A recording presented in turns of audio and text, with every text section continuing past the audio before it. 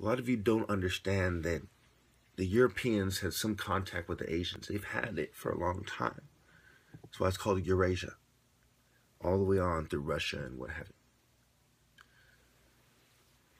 They have seen the Eastern fighting styles before. They had applied it slightly to their battles. You look back into the days before Christ, Alexander the Great, the Romans.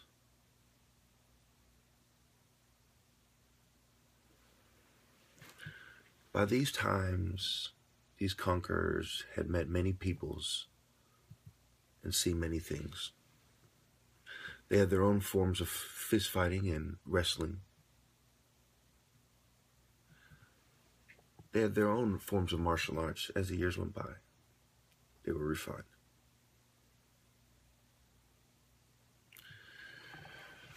Once again, we see a time in history where it is in many men's best interest to come up with a superior martial art. You see the mixed martial arts movement, right? Mixing them together for a specific purpose. Well, I have come up with my mixture, and the credit goes first to God and to the ancestors, to the Black and Asian martial arts that I have pieced this together with, Korean and American Taekwondo, Kung Fu, their commonalities with, pictographs and hieroglyphs in Egypt and abroad, elsewhere abroad. Capoeira, Manchu demonstrations I've seen, Manchu arts, some karate, understanding Muay Thai, understanding some Kempo for the purpose of truly being able to conquer all the percussive styles, because the emphasis here is on percussive skills. Now, I'm not saying that grappling doesn't matter. It does. There will be times when on the battlefield in the future, there has been, and there will be right now, there is somewhere, where people with weapons are taken down. Because one way you try to take on somebody with a weapon, is to try to find a way to grab hold of them and take them to the ground. Okay? The problem comes in when it comes to that person being faster and more maneuverable, the transferable skills that sparring displays. So when I show them, it's like, look,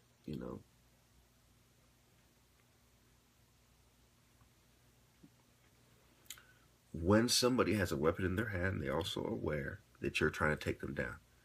If they're an angry idiot and they're just waving it, flailing it around to no effect, to no avail, then it's probably easy to take them down.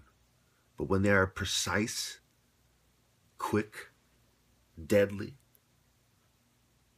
agile warrior with a great deal of dexterity, then what are you going to do?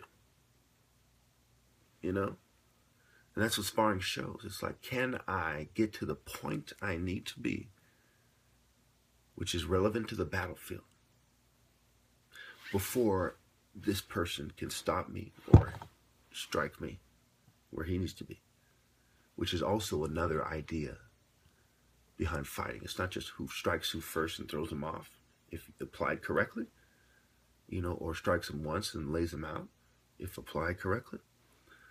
But, who can beat the other person to what they're trying to do? Just like what is chess, right? One way to put chess is who can checkmate the other person's king before they can checkmate yours. So beating them to the punch, being faster on the draw, that is a major, major thing in martial arts. Now, when it comes to combat in general, being a big, strong guy tends to win the inexperienced rookie.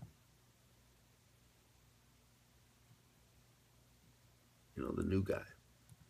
Or even the kind of tough, athletic, jock guy. You get a guy who's really big and strong,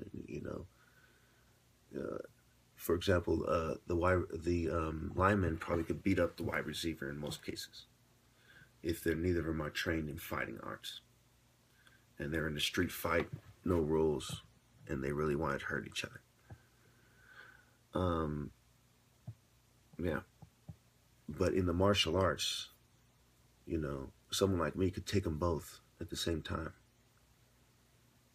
and it would quickly escalate. The first one would come, and I'd block or I'd parry, I'd, avoid them, and I'd strike them effectively one way or another. Bottle, out comes the knife, out comes the key to the eye, splat, chop to the back of the neck, boom, knee to the fucking teeth, nose, or between the eyes, And the second one grabs me, I turn around effectively and strike him precisely,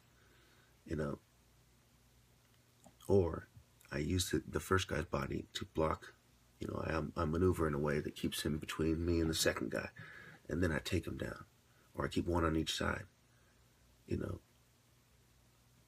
by the time the first one realized how deadly, the second one realized how deadly I had addressed the first, he'll be more worried about getting out of there alive than trying to take me down. But if he did try to take me down, consider that as well. Before I made my move, I will have considered the whole situation. If I do this and stay in this place, this guy's going to probably just grab me and take me down. So I'm considering his moves in super real fast time, and I'm considering the other guy's moves. And so it is, it is like the knucklehead moves to jump up and say, well, come on now, take off my shirt, right? There's different ways to deal with it. The kind of psychopath warrior who's not playing around, like, okay, he'll just smash the first guy's head against the bar, hop up, and take on the second guy, stab him to death, throw him against the fucking wall, turn around and finish off the first, with all fair play and tact since it's 2 against 1. You see what I'm saying? So there's different ways to address the situation. Another way is, to just continue to argue with them. Everyone's up now. Now I'm taking them both on at the same time, blocking, boom, boom. But then after a while, boom, before, in the blink of an eye, out comes a knife, and pow, pow, pow, stab, stab, stab. Now I'm just taking them out, Now I'm just cutting meat. Super fast speed, Yan can fucking cook. Faster, more precise, more seriousness. You think he takes cooking seriously? I think I take stabbing people to death before they can kill me. I'll give you a hint. I've purchased about 40 or so blades in my life, for martial arts purposes, and then another 10 or so, or when I was younger, just for like hut knives I thought were cool or something. But anyway, and I'm talking swords, daggers, machetes, I take this warfare seriously, man. And more. I never was the type to play around. I never could understand why niggas thought life was a game. Shit is real. And when you're a martial artist, you're not just some fucking ninny. You are more serious than the most serious soldier. When it comes to duty. When it comes to duty, honor, just think about the most serious soldier the TV tries to sell you. To this soldier who was so honorable and dedicated, and oh, he's a great soldier. You're a great soldier, Sarge, and blah, blah, blah.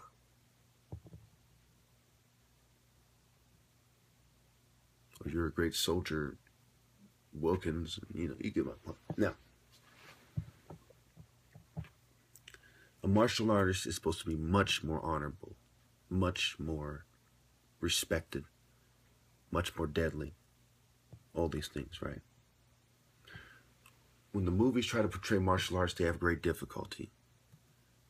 But they do a pretty fair job because they've put so much money and time and focus and energy, and so many different martial arts guys have had a little shot at it. There's,